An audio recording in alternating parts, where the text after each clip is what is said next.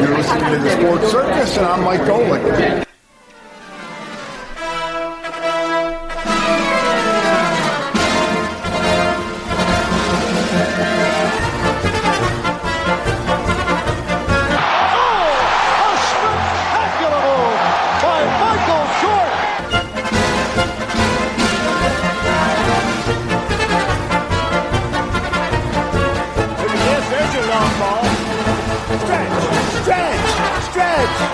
You can put it on the board! Yes!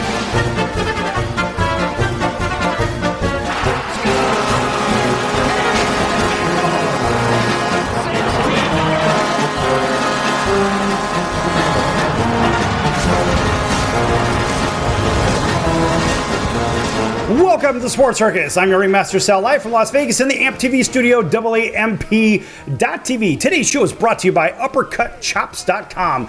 Check out their tasty selection of all-natural, dry-aged USDA prime Wagyu steaks and chops. Wait till you taste their best-in-class New York steaks, the filet mignon, of course, the king of all, those gigantic cowboy cut and tomahawk cut ribeyes. Best I ever had, probably be the best you ever have as well. Check them out at UppercutChops.com. That's UppercutChops.com. And if you don't want to do that, give them a call. Find out what's for dinner. 702-799-9935. 702-799-9935. 702-799-9935 for UppercutChops.com. And tell them the Sports Circus sent you. Yes! What could be better? Right? So here is your ringmaster wearing what? The ringmaster's hat. Rather snazzy. And guess what, folks? It's kind of a circus show today.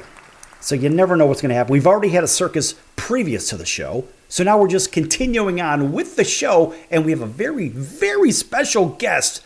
And we've never done this kind of thing before. No circus stuff. But guess what? We are the circus. And yes, we prove it every day. And here she is to introduce herself. Go ahead.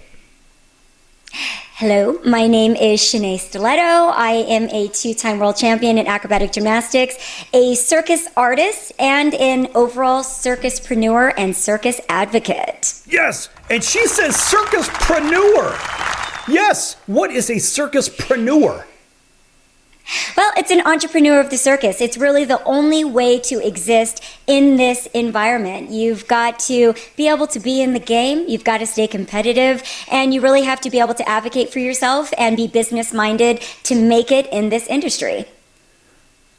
I have to tell you, we've never had a circuspreneur on here, but you're a performer as well. Tell everybody about your ridiculous mad skills. I am a solo hand balancer. I can also do a bit of contortion. I also do an acrobatic duo where I have a male partner that throws me all over the stage, balances me literally on his head, and holds me up in a one-arm handstand to a snazzy little track 4 to 6 nights a week. Okay, so throws you in the air and does all kinds of acrobatic things with you in the air, I would imagine. So, yes. So it's kind of like, when you're on the diving board. So, when somebody jumps off the diving board and then they do some crazy pose or whatever the hell it is, or they'll spin 800 times. You do that kind of stuff then, is what you're saying. Think that, but with no water. With no water. No safety net, no water, no nothing. No soft landing, just a man. Oh, just a man. And if the man can't catch you, well, the floor does. The floor catches you. And the floor never misses either, as I understand it. I guess if you know what I mean, right? Yeah, they never miss. So how long have you been in the circus rodeo? Because I guess that's kind of what it is at this point, isn't it? Oh yes, I've been in the circus now for over 18 years. So I've been in a minute or two. I've got my feet wet. Okay, great. How did you get involved in it? Give everybody the 1 minute on how the heck you got involved in this.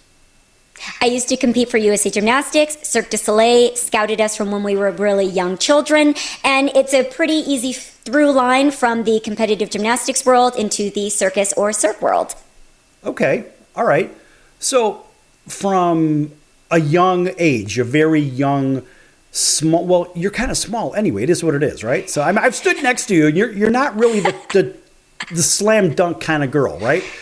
But I don't think you're going to go up and slam dunk the ball over, pick your favorite NBA star. But what I do know is that you've been in this for quite some time, but you started out in gymnastics as just probably a little kid. At what age did you start? I started a little late. I started a little old. I was transitioning into 8 years old when I started to compete in gymnastics. Usually people start when they're like 3 or 4 years old, but they decided that they would take me anywhere. Anyway, so there was over a decade of competing in gymnastics before I started my over decades long career in the circus. Okay, so over a decade long, how many years have you been involved in the circus world? In the circus world, I would say at this point, about 22 years. Wow. All right. And so was that like during high school, during grade school? When did you start the circus rodeo?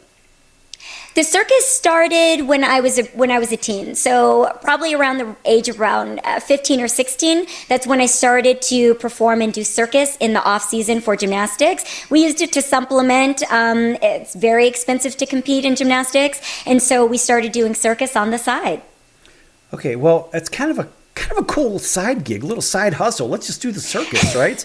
I think of that. I mean, what would I want to do? Maybe I'd like to work in a carnival, but I would like to be the one to show people, here's how you land a quarter on a glass plate, which I'm an expert at. Honest to God, that's the one thing. I have won more stuffed toys dropping a quarter or a dime on a glass plate than any other game. I've been hustling for a long time. Let's just put it that way. Okay, all right. So you've been hustling in the circus rodeo. But what I find... Look, my sister was a gymnast growing up, but I grew up around gymnasts and watching them and whatnot, and oogling over the girls when I was a young boy, right? Whatever. It is what it is. If I didn't, well, it is whatever. But my point is, I was always around super athletes, right? And, great dexterity, just amazing skills and strength. I think a lot of people seem to miss the idea of how strong the gymnasts are in the first place, which is a natural progression, of course, to the hand-to-hand stuff and whatnot. So when you started with gymnastics, what exactly did you do? Were you doing the uneven bars, the beam? What were you doing? The floor? Well, this is the thing. I did a discipline of gymnastics. That's the non-traditional version and it's called acrobatic gymnastics. So it was partner work. It's a non-Olympic discipline. And it's still quite unique, even though it's much more mainstream now. People call it acro. If you've seen acro yoga, that's basically what we teach children, how to do acro. And then it became this, full-on kind of combination between acro and yoga. So that's basically the derivative of my sport. I started out competing with 2 other girls, and they would toss me up in the air, hold me over their heads, and then I transitioned into competing as a mixed pair. So that is a boy and a girl. So I didn't do the traditional aspect of gymnastics. It is under the umbrella of USA Gymnastics. So my friends were doing the beam, the uneven bars.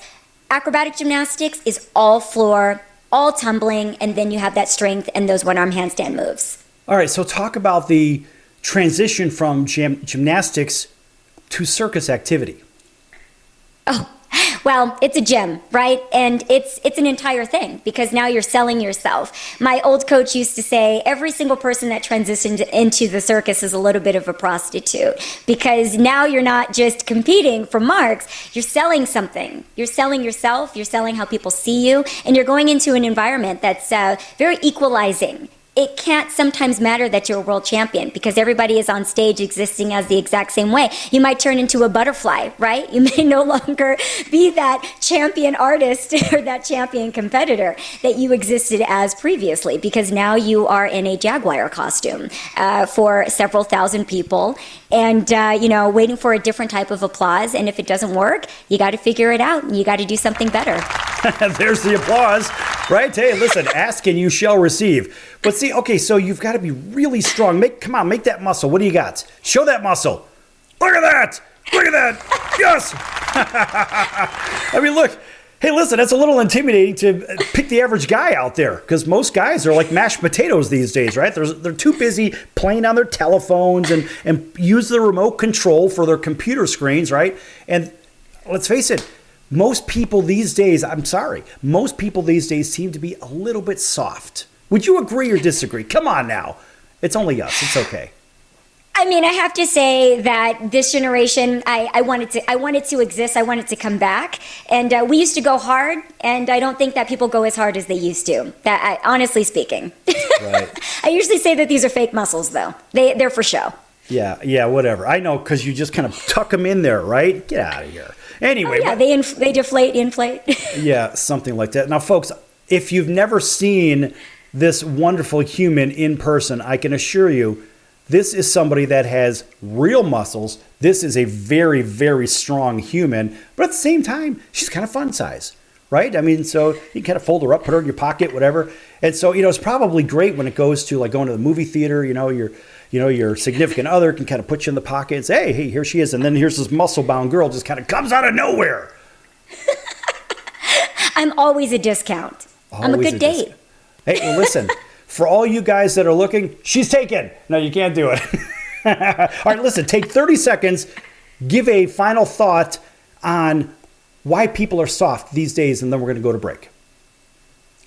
Well, I come from the traditional background from those that were raised in the Soviet Union, and I think that we've lost that competitive edge. I think when it comes down to everyone getting participation medals and everyone getting a piece of the pie, I actually think that it's very healthy to lose. Well, I'll tell you what, and that is a very good final word here from our special guest, and you could call her Shenea. She's going to be back here with me, your Ringmaster Sal here. Listen, folks, anything can happen. It's live. We make mistakes all the time, and that's the fun of it. Don't go anywhere. Lots more to come here on the Sports Circus. Back in just a few moments.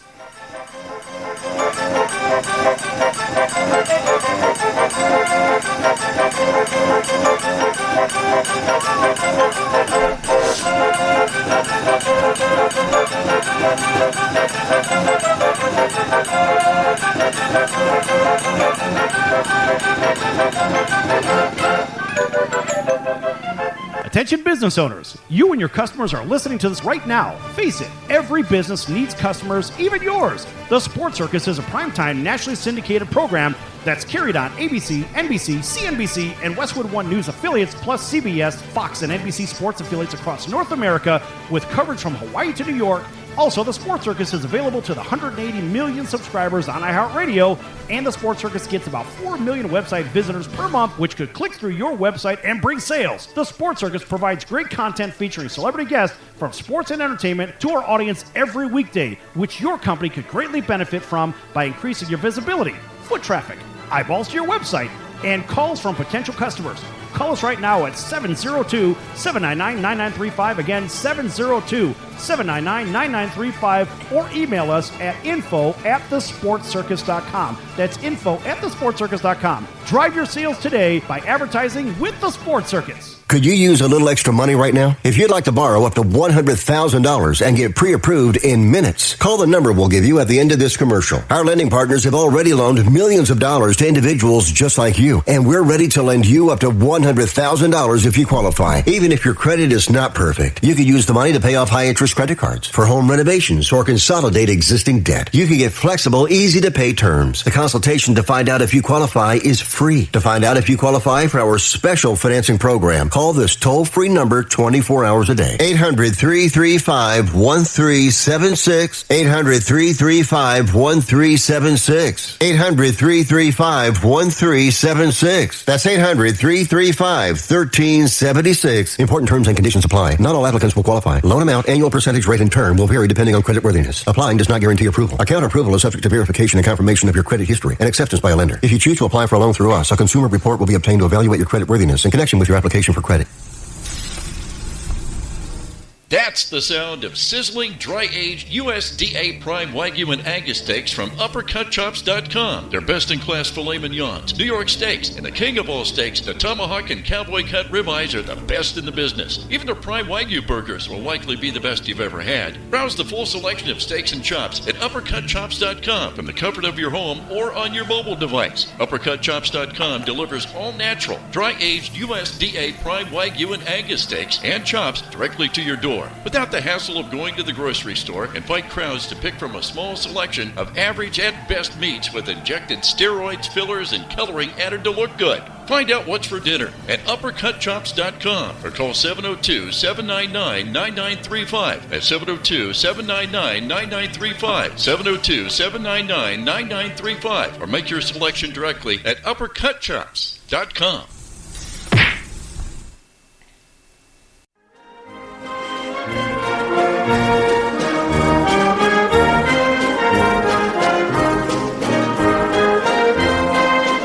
Welcome back to the Sports Circus. I'm Roy Firestone. Now it's time to throw it back to Sal.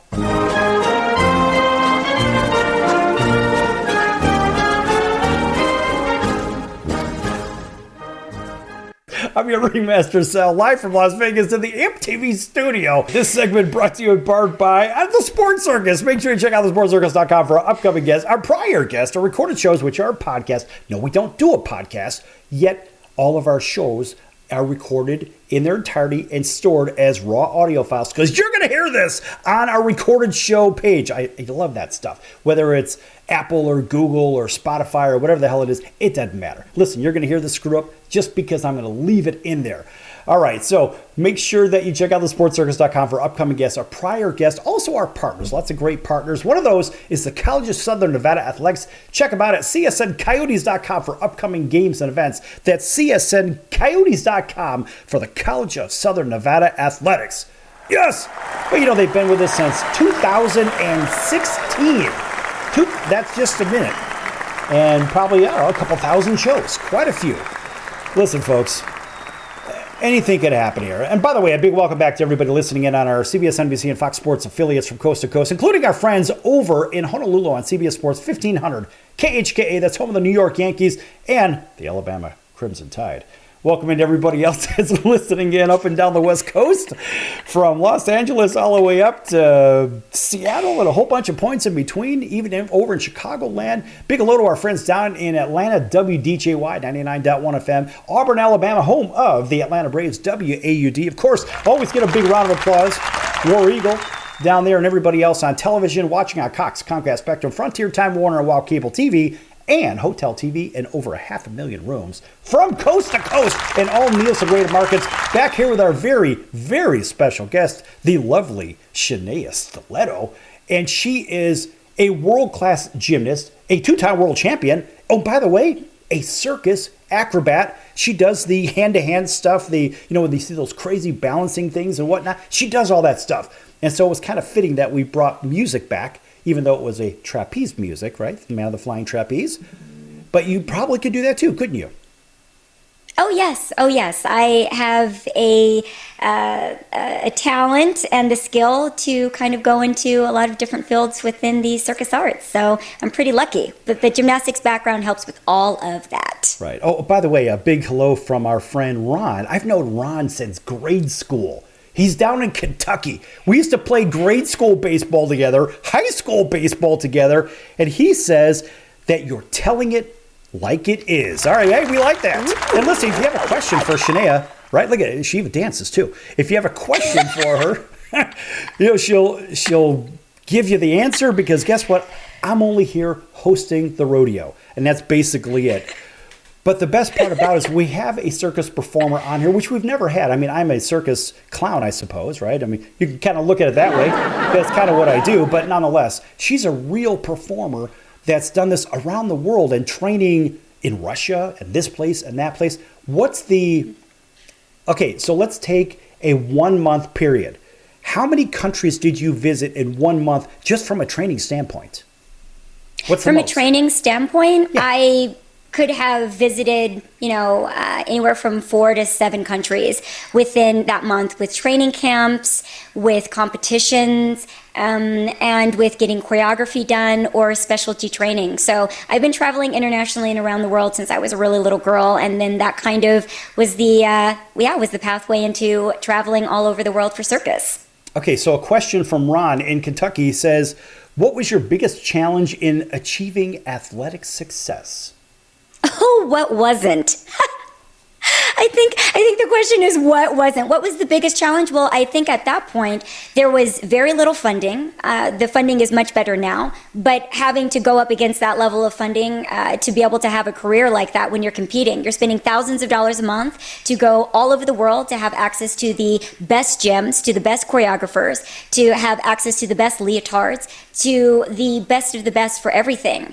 And so there is a very high cost. It's very, I think, elitist. It still is now. And so you've got to have some deep pockets to be able to have a career like that. So it does definitely come down to money. The other thing is being trained by those from the Soviet Union and and learning the politics of the environment. There is no competition without politics. You can be the best out there and still come in dead last. It doesn't matter.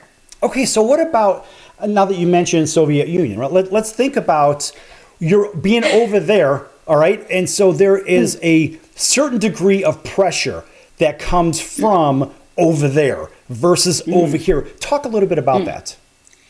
Well, they couldn't even go as hard with us as they wanted to. Imagine that. And they were still killing us. I mean, they were still pushing us as hard as they could. So, that's 2 trainings a day. That's 4 to 5 hours in the gym. That's starting off at 6 a.m. and starting to do triple backs by about 6:30 in the morning, and calling home maybe once a week collect. This was before Zoom. This was before you could call in and Skype in. And you're basically a part of a system that turns out machines. You're doing 40 plus routines basically a day, as opposed to when you're America, no one wants to push you maybe harder than doing 5 to 6 of those, just to give you a kind of example of what the unique difference is. So it was working until you were literally so sick until you were beyond excellent.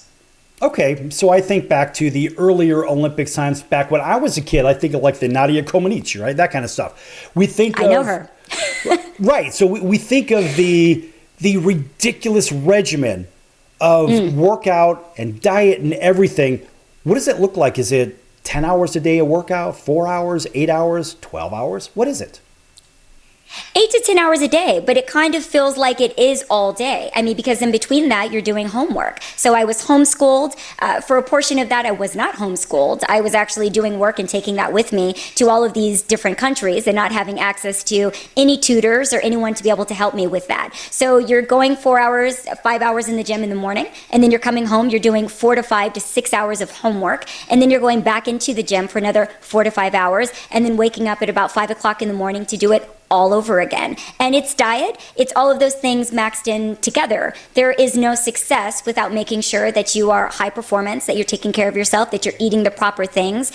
In today's perspective, it might have seemed a little bit extreme, but in those days, and I still think, there is only a certain way to be able to attain that level of excellence, and all of those things go in together. So it's maximizing everything that you have, and essentially, not being overly anything that'll take you out of the game, that'll lead to any types of injuries, because the least of that is what is going to keep you ahead of everybody else.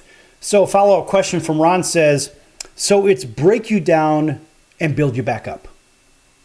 I don't think there was any building of the backup. I don't think I got one comment that was encouraging that entire time. I never felt excellent, even when I won world championships. And my coaches told me very clearly, if you ever go around acting like you're something special, you're going to hear from us no matter what age you are. So it was humbling every single second of every single day. And I never got any feedback that I was ever any good. It didn't matter how well I did. And that was definitely, I think, personality and character building. Well, I get that. I mean, to a degree, look, you can only beat somebody up so much, right? Then I guess you're just completely calloused at one point. You're like, okay, fine. I can't take a compliment. I can't take anything because none of it even matters anymore. But what they've done is they've molded you into really a part of a team that the personal stuff doesn't even matter. You are the team. That's it. There is no name on the back of the jersey. It's maybe a number or a flag. That's it. Right or wrong?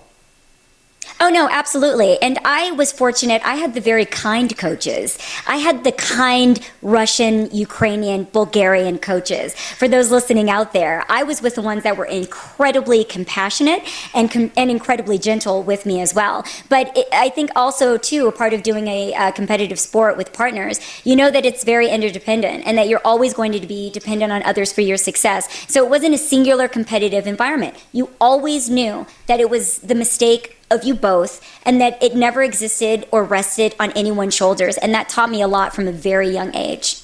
So what about dealing with the public after the shows and stuff? Would you go and mingle and interact with them? Because I'm sure they'd have 1,000 questions for you, right? Or they'd want to feel your arm too. Oh, all of those combined. You're used to being felt up, essentially, which is really shocking for those that are not in this industry. They can't imagine just someone going up to them, touching their stomach, touching their arms, wanting them to take off their shirt. I mean, take off their robe. But you get a lot of suggestive comments that are completely innocent. And then you get used to also creating boundaries and barriers with the audience. The first thing is usually people just want to hear your voice. They don't hear from us very often. We're silent performers, and they don't know how you're going to sound. For me, usually too, I get the fact that I'm even American is really shocking for people, because Americans weren't for a very long time a part of this environment of circus. And so they want to hear your voice, and then they want to ask, what's your background? Where did you come from? How did you do this? So for me, it's more or less the humanity that comes through in speaking with us and hearing the fact that we are real people and that we have real lives. Well, not only that, but you also speak very well, too. In many cases, people aren't used to hearing. Like you said, the performers, they're used to seeing them and oogling over them like, wow, look at that. Look at the washboard stomach, the whole thing ripped up to no end. And, beautiful, all that fun stuff. But they're like, wow, they have a brain? Wow, they speak? What? Really? I mean, and these are the things that go through people's heads, because they're thinking, who is this person? Do they have a personality? Yes, as a matter of fact, they have a big personality. You just don't know them at that level. And that's what we're doing here on the circus. We're trying to get to know you, Shenea Stiletto. Yes, here on the Sports Circus. We're going to be back with her and more. In fact, we're going to get some stories when we come back from break. So, folks, don't go anywhere. Lots more to come here on this ridiculous show. Don't go anywhere.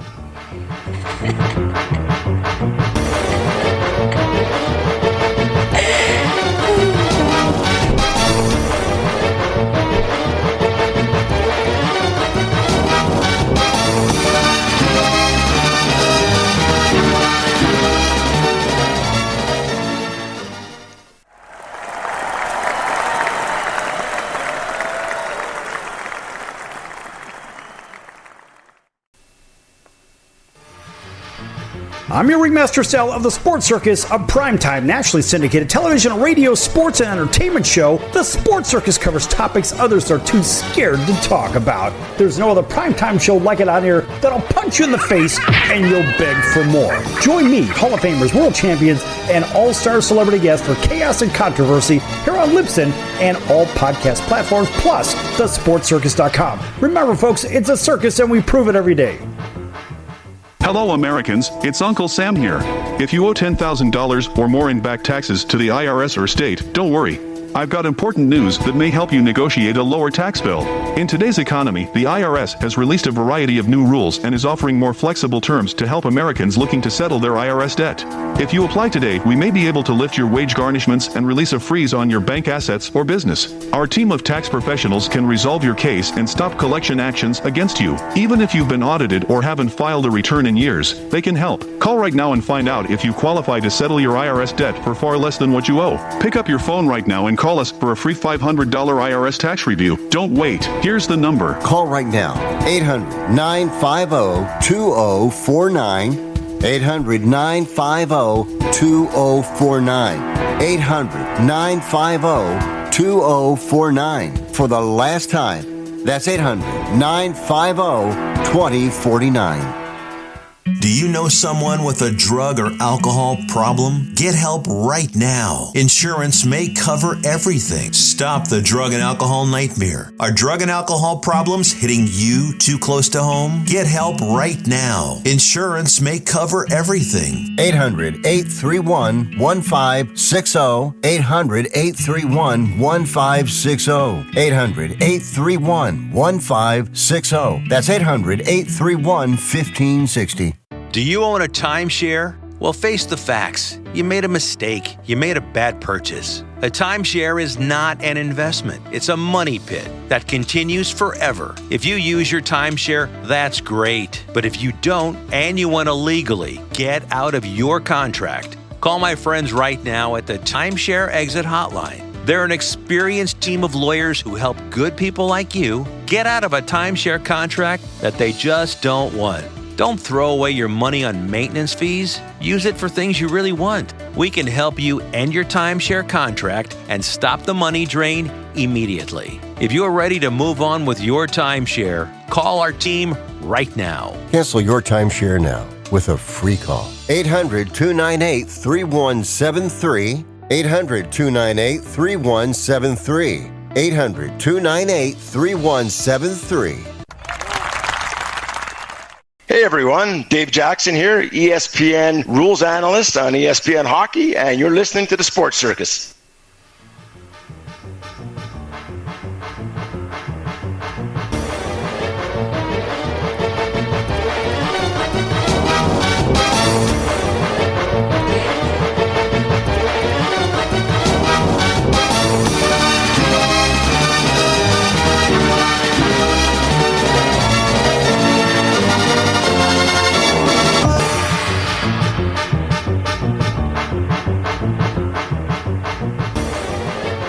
Welcome back to the Sports Circus. I'm your Ringmaster Sal, live from Las Vegas in the AMP TV studio, AAMP.TV.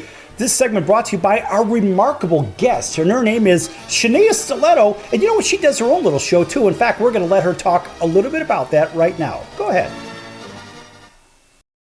Thank you, Sal. I run the Circuspreneur podcast, and it's where I share and bring the humanity of the circus industry and the circus world to the general population and to the audience, because the audience is so valuable to us. But I started trying to answer all of those questions that you've said people ask whenever they see me post show. And I thought, you know what? What an opportunity to have a global audience and to have a global participation from the circus arts, because I know everyone in literally every single part of the world. There's almost not one country I have not almost been to or know someone that circuses in that part of the world. And I also wanted to do it for advocacy. I wanted to kind of lift the veil for the circus arts industry and show the issues, the difficulties, the problems, the realities that we have in this industry that people and most audiences think are already solved, and to show the complexity behind this environment and what it takes to move and shake as a circus industry worker, a circus industry professional, and I think as a overall circuspreneur. Yeah, that's good stuff. And where can people find your show?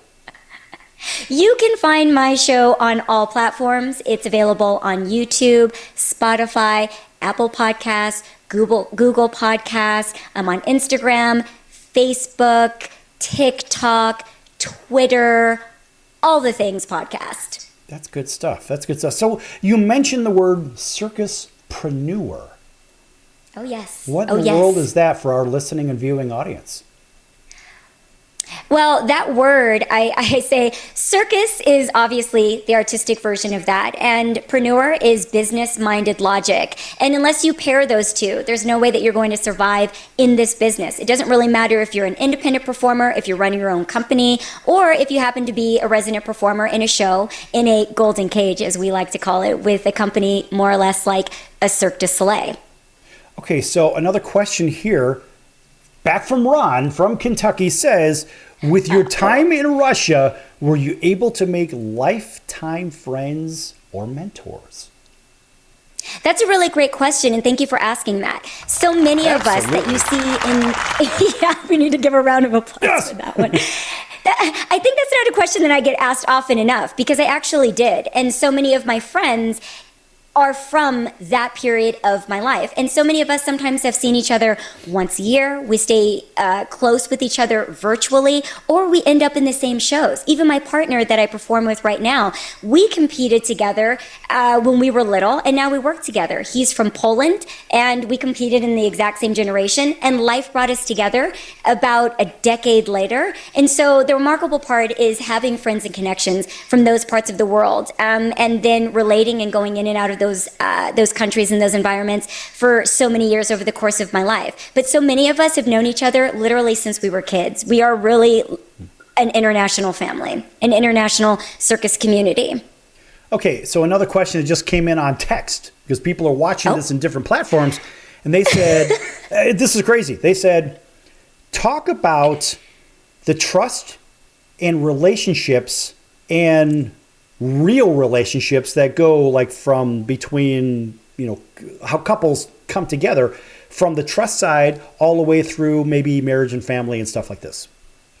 Oh, that's also a very good question. Well, even for my duo, my partnership, my acrobatic duo, everyone thinks that we're married or that we're dating, and we're actually not. We're very platonic, and that's something that can come from the acrobatic competitive world. You get very used to performing with people and competing with them in very intimate ways, but being incredibly platonic. I mean, I wouldn't even say it's a brother-sister thing. It's more or less like a coworker thing, and it can feel very much like that. You get in there, you are acting, it is a job. Whenever anyone says, "Are you a couple?" I said, well, we definitely did our job well, because we sold what we were trying to sell here. It is a job, it is acting, we are performers. And, you're very intimately involved, and you both need to be counting on each other and taking care of yourselves. And, the porter, the one that's on the bottom, that's a very stressful position to be in. They are just as nervous as you think that they are every single day, because he knows, or they know, that I'm depending on them for my life every single time we go on stage. So if he's tired, if he is hungover, if he's not feeling well, if he's sick, all of those things come into play, and I think probably times 10 when you're in our environment, because there are essentially no days off. There are no days off. It's you,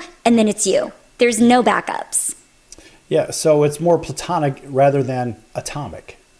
See what I did there? Come on, hey, listen, tip your waiter. I'm here all week. It's okay. But no, we have to think about that, because work is work. Right? Let's focus on work. Let's not go beyond this, because we have a job to do. And not only are our lives depending on it, but also all the audience is depending on it too. Oh, yes. And, a lot of couples and a lot of performers actually do marry, because it's a lifestyle. The circus arts is definitely a lifestyle, and you are traveling all over the world together. And to be able to keep a relationship going, to be honest, sometimes the best thing to do is to perform or work with your significant other, even if you didn't start out like that. A lot of people end up transitioning into doing that, because from spending all that time together and from touching, it kind of turns into more, which is wonderful and lovely when that does happen. So you will find a lot of people that are married, or at least they are dating. But it's got to be hard to work with the person that you're dating or married to, because you're like, look, I need a break, man. The house isn't big enough. I just need to get away sometimes, right? I would imagine. Look, everybody goes through that, I would imagine, even in the circus business, right? Oh, absolutely. It's not for the faint of heart. It's like, get away from me! No. If you touch me just one more time, if I have to do one more handstand with you, if I have to catch her one more time. I mean, and that's the thing too. You could be fighting in your personal life and then have to go on stage and catch somebody from 20 or 30 feet in the air. So the level of skill and the level of interdependence, and I think nonviolent communication skills, really goes a long way. And I think that speaks to how brilliantly mature this environment is. And we should probably get more credit for it than we do, for being able to have those relationships that are very intimate, emotional, but that can also transition into something that is death-defying and very dangerous. Okay, I'm going to take you back to gymnastics for a moment. So go back to scoring. And I've watched so much scoring in these Olympics and this and that, whatever. Well, this one gets a 9.9. This one gets a 9.4. This one gets a 10. Okay. In baseball, for example, we have a way to kind of self-correct the umpires, if you will. I mean, look, I'm not saying this happens, but what I will tell you is that sometimes if a umpire gets a call wrong, maybe the pitcher throws it right down the middle, man, that's a strike all day, 12 days a week. And so it happens, and twice on Sunday. So what happens if the scoring is wrong? See, what we could do in baseball from the pitcher standpoint is I can ask the catcher, set up on the outside of the plate, and I could throw it right down the middle and hit the umpire right in the face with the ball. I'll fix your clock, buddy. Right? Oh, sorry. Oh, he set up over there. Just got away from me. Whatever. And there's no way to correct that.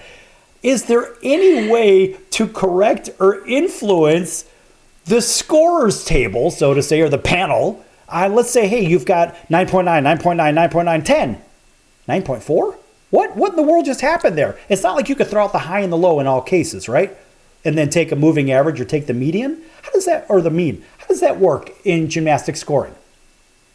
Well, you have to go in and fight it, and hopefully you have someone that can fight it on your behalf, because that happens all the time. The other thing that's difficult is that the scoring changes all the time. So even if you felt like you had like a lead-in and you understood the system previously to that, the next time you go up to bat, the scoring could be completely different, and then you have to use different tactics. But it's not easy. And like I said before, it gets incredibly political. And so those deals should have been made the night or the week prior, to be honest. She says the deals should have been made. What are those? Look, you've got 1 minute. Talk about those deals in air quotes. Well, I'm sure most people have heard this from figure skating and from other environments that have kind of been accused of this, but it's a system that no one really likes to discuss or talk about. They don't like to project the fact that these environments are, I think, highly corrupt and highly political, and that if you don't engage in that you will be sorely, sorely lost on just your abilities, your talents, and your good competitive skills alone. It's not going to work for you. Well, that's interesting stuff. I like that. I like that you brought it there, because that gives me a whole nother bag of goodies to talk about in the next segment. Because look, folks, there's politics in everything, like it or not. And they say, well, sport is supposed to bring you away from politics. No, it doesn't do that. No, it puts you right smack in the middle of it. And the whole thing is just a colossal explosion. If you look at it, like, what the hell's going on?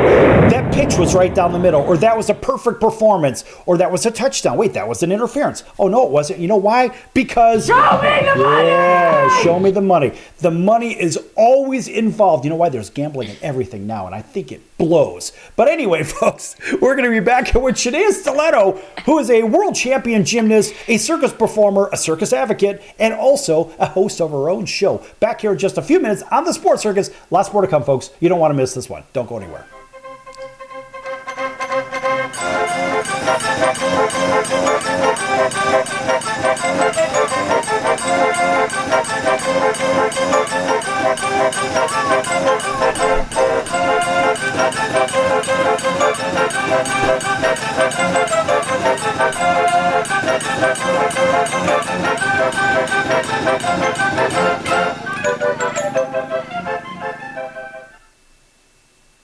Can your IRA stand up to the next financial crisis that our top economists are saying is at our doorsteps? By allocating a percentage of your IRA into physical gold and silver with a tax-free rollover, you can diversify and safeguard your holdings from turbulent markets and economic downturns by putting your IRA back on the gold standard. Find out how to safeguard your assets with a tax-free rollover with a Genesis Gold IRA, the only IRA that can hold physical precious metals. Call now for your free gold and silver report. Protect your IRA today with one simple phone call and learn how to qualify for up to $10,000 in free silver. Call Genesis Gold Group, empowering faith-driven stewardship. 800-932-5517. 800-932-5517. 800-932-5517. That's 800-932-5517.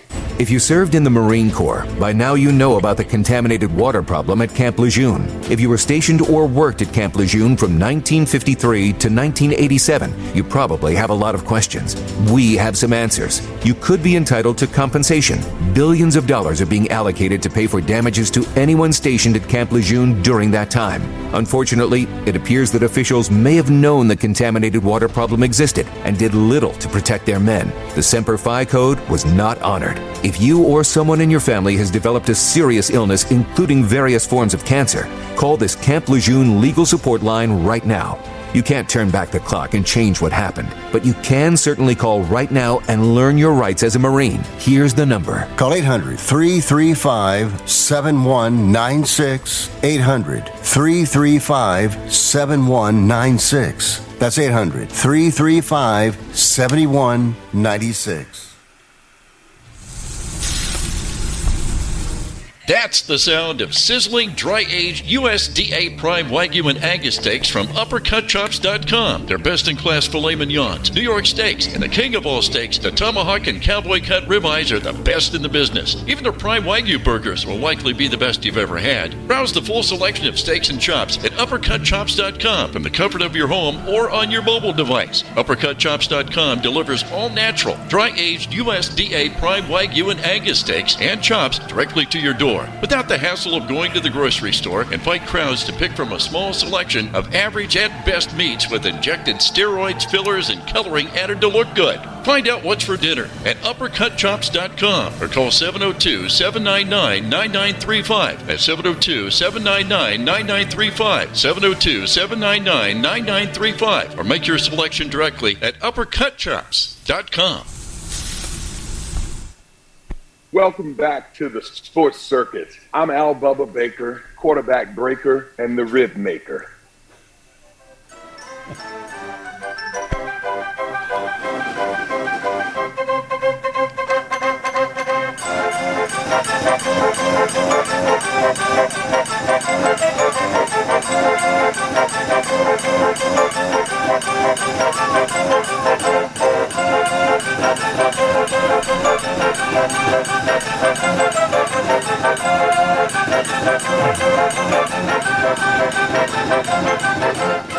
Welcome back to the Sports Circus. I'm your Ringmaster Sal, live from Las Vegas in the AMP TV studio, AAMP.TV. Folks, again, make sure you check out the sportscircus.com for upcoming guests, our prior guests, our recorded shows, which are a podcast, also our partners.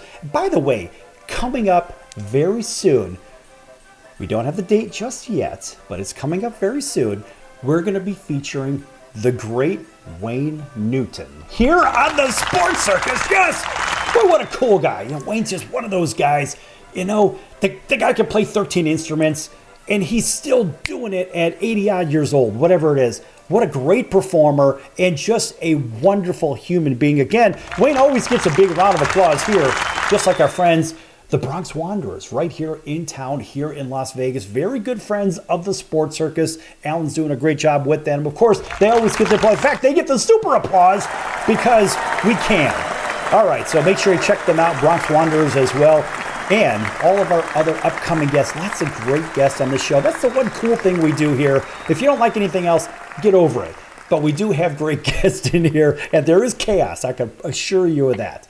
All right, back here on all of our CBS, NBC, and Fox Sports affiliates from coast to coast, all of our cable providers, Cox, Comcast, Spectrum, Frontier, Time Warner, and Oceanic cable providers from coast to coast, and hotel television in over 500,000 rooms in all Nielsen-rated markets. Back here with Shenea Stiletto, who is a circus performer, a circuspreneur, a circus advocate, a world champion gymnast, and I don't know, what else is there? Tank commander? What else do we have? Honorary Olympian. Oh, can't forget that. Oh, yes, a title that was... Hold that thought. How does one become an honorary Olympian? What's that all about? I am so glad that you asked, because it was a title that they literally had to create for me and my acrobatic gymnastics partner, because we are in the discipline of USA Gymnastics that is non-Olympic, but we had done something so historic. I was the first ever American world champion in acrobatic gymnastics. It was unheard of. When I can just say That's it was incredible. Absolutely unheard of. Thank you. I mean, when the Americans showed up and, had a chance or had a shot, and this was... I love that. When the Americans showed up, right? Right, as if, hey, we weren't even invited to the party when we just kind of showed up. Oh, we were consistently laughed at. I mean, we were literally the butt of all jokes prior to us winning that World Championships. And then following it up with doing a second World Championships. Oh, yeah.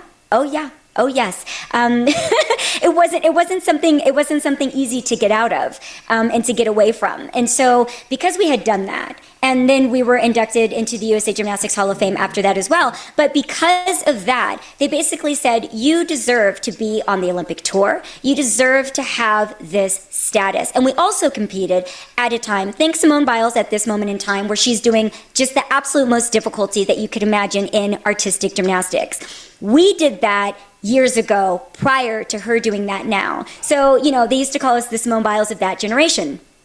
What's interesting you said is we think of what Simone Biles is doing and what you basically paved the road for already. Now think about this. We've seen this transition in sports from football to baseball to basketball, whatever it is, right? And in basketball, people say, well, Magic Johnson was this great passer and stuff, and Magic was incredible. Earvin Magic Johnson, just a phenomenal athlete, of course. But Magic Johnson wasn't the first guy to do those crazy passes and stuff like that. No, that was Pistol Pete Maravich. In case you don't know, he didn't get the credit for doing these crazy no-look passes through his legs, behind the back, or whatever. But Magic was the great playmaker, but Pistol Pete Maravich was the real innovator of that. And we always give our thanks to Pistol Pete, because if it wasn't for guys like him, guys like Magic wouldn't have a model, in my opinion, to go through. Of course, we have to disclaim that because you never know, right? Somebody may get irritated and upset. Get over yourselves. But even in the National Football League, we have the Players Go to playerscongress.com. One of our partners, which is the Retired Players Congress, the old guys that played in the NFL back in the day, they didn't get paid hardly anything. They get paid maybe $5,000, $6,000, $10,000 a year. They are the ones that paved the road for these guys to make $50 million a year in today's game for playing half the effort of what those guys did. Yes, an astounding round of boos comes to them because, I got a hangnail. I can't play today. Give me a damn break. So it was people like yourself that did stuff before everybody else did it, and you got no credit for it? Now they sort of acknowledge you. Right? But they don't necessarily say, hey, here's this pile of gold, right? We won't even give you a gold medal. We're not going to give you nothing except we'll give you a pat on the head. How you like the circus hat, by the way? This is great stuff. Right? But at the end of the day, you didn't get the credit for it until whatever. And you certainly didn't get the recognition for it from back in the day. Talk about that. We didn't. And that was hurtful at the time. And, we're all still a little bit salty. I am so grateful that gymnasts and everyone gets their applause, and they get what we didn't get. If for anything, the environment is much better than it used to be. And there's still a lot of work that needs to be done around that, because when you have these athletes that are creating millions and billions in profits for these nonprofit organizations and coming out with no money, that's a real issue. So now you see the NCAA, you can make millions from that. You don't have to give up making millions to be able to have a college scholarship. That wasn't a pathway for me because acrobatic gymnastics is not in the NCAA. So that was another reason of why I had to go straight into circus or straight into Cirque du Soleil, which I'm still very grateful for. But there's many more opportunities now for all of these gymnasts to have the recognition that they deserve, to have the money, the sponsorships, and then to essentially be able to retire and probably never have to work again. When you see that your career could end overnight, you never know what's going to happen. A pandemic may help you to lose your career, an injury or a sickness. It could be any of those things. You can also just size yourself out. You could grow too much. Well, I'm glad you brought that up, because a lot of those older athletes from pick your favorite sport, they didn't get paid hardly anything. I mean, me personally, I got paid $1,200 a month to play baseball. It was embarrassing, but I did what I loved. It was great. But we think of these guys now with these ridiculous contracts, $700 million. Give me a break. That guy's not worth that money. I'm sorry. It is what it is.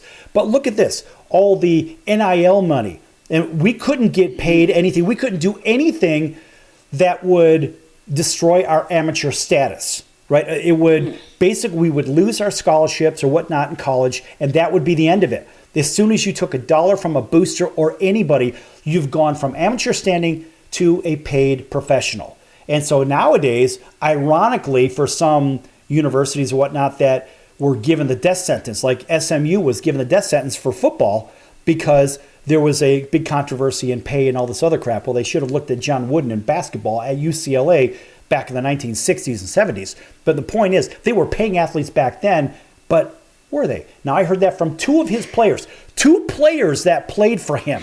They said very clearly, they got, they got their money.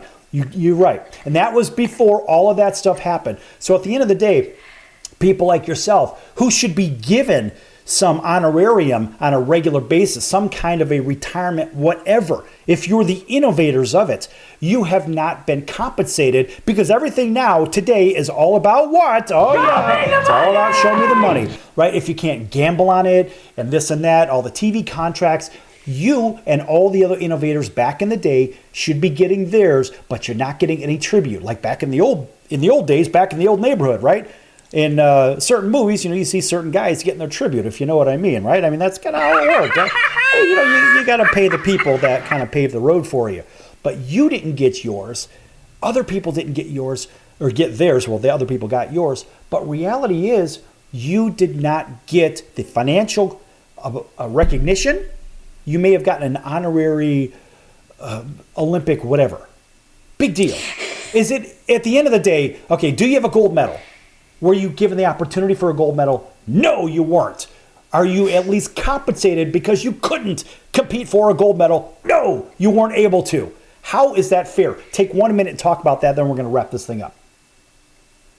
Well, I don't think that it's fair. I think that that's where the advocating comes in and that we see these environments changing. There is a petition that circulates probably every year in getting acrobatic gymnastics recognized as an Olympic sport. And maybe when it's recognized as an Olympic sport, we will get those honorary statuses, but we'll also get something, that is, I think, kind of akin to show me the money. I think that there should be a pension, a long-lasting one, for all gymnasts that competed at a certain level. And again, that's where the advocacy and voicing what the environment needs and forcing them to make these changes on behalf of gymnasts that competed, that gave their childhoods, that gave their lives, that gave their health, that gave their bodies, that gave their overall mental health to creating these billion-dollar nonprofit entities. I will say that again, billion-dollar nonprofit entities that end up paying $0 for all of those achievements that you see, unless you can go and get picked up by your sponsorship or be very, very savvy and advocate on your behalf and get someone to take you on.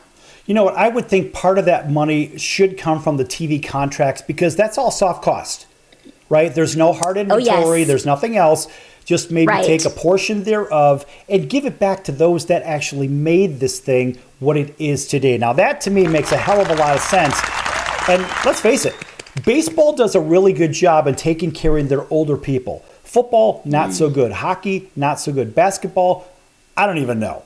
And I say I don't know because the mad money that these players make, it goes back decades. Football, there was a 1993 collective bargaining issue that basically drew the line in the sand and said, okay, if you're before 93, you're going to stay broke. If you're post 93, you're going to be multimillionaire. And that's for those that actually make it because not everybody makes it. It is very difficult to play professional sports. Make no mistake, folks. I mean, literally 1 out of 10,000 people will have the opportunity to compete for it.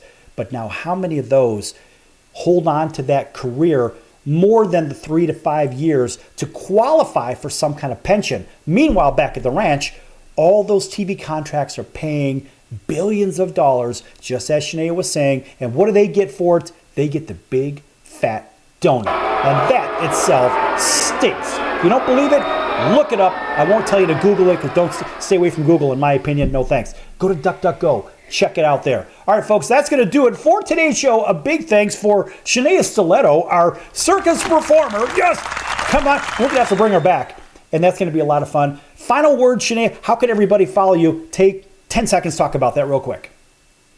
Please follow me on all social media platforms at Shenea Stiletto or at Shenea Booth or at Circuspreneur. You can find me on YouTube, Instagram, Facebook, TikTok, and Twitter. Thank you so much for the support. This was a fabulous opportunity, Sal. It was absolutely magnificent. Thank you. Right. Yeah, that's good stuff. Hey, listen, we're having a lot of fun here, and our audience did too. Guess what, folks? We're going to see you in about 23 hours right here on your favorite station. So until then, for Shenea Stiletto, I'm your Ringmaster Sal. We'll see you next time, again, in about 23 hours. So long, everyone.